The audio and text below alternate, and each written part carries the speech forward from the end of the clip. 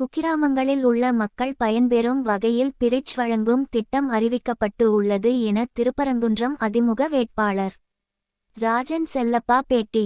திருப்பரங்குன்றம் அதிமுக வேட்பாளர் ராஜன் செல்லப்பா ஐரவாதநல்லூர், கணேஷ் நகர், பாபு நகர் உள்ளிட்ட பகுதிகளில் கூட்டணி கட்சியினருடன் வாக்கு சேகரித்தார். முன்னதாக அதிமுக திட்டங்களால் பயனடைந்த கல்லூரி மாணவிகள் 100க்கும் மேற்பட்டோர் வி.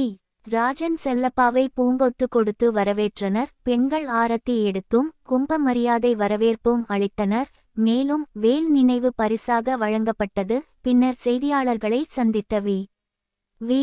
ராஜன் செல்லப்பா கூறுகையில், தமிழகத்தில் மீண்டும் எம்.ஜி.ஆர். ஜெயலலிதா, எடப்பாடியார் ஆட்சி மலரும். திமுகவை ஆட்சியை வீட்டுக்கு அனுப்புவதில் எங்களை விட மக்கள் தான் அதிக ஆர்வத்துடன் உள்ளனர். தமிழகத்தில் பெண்கள், குழந்தைகள் உட்பட அனைத்து தரப்பு மக்களுக்கு திமுக அரசால் பாதுகாப்பு அளிக்க முடியவில்லை.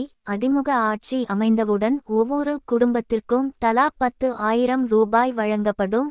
சட்டமன்ற தேர்தலில் அதிமுக கூட்டணி 210 இடங்களை பிடித்து ஆட்சி அமைக்கும். அதிமுக பொதுச் செயலாளர் எடப்பாடி பழனிசாமி முதலமைச்சராக பதவி ஏற்பார். தோல்வி பயத்தால் அதிமுகவின் தேர்தல் அறிக்கை திட்டங்களை திமுக விமர்சனம் செய்கிறது. குக்கிராமங்களில் உள்ள மக்கள் பயன்பெறும் வகையில் பிரிட்ஜ் வழங்கும் திட்டம் அறிவிக்கப்பட்டுள்ளது என கூறினார்.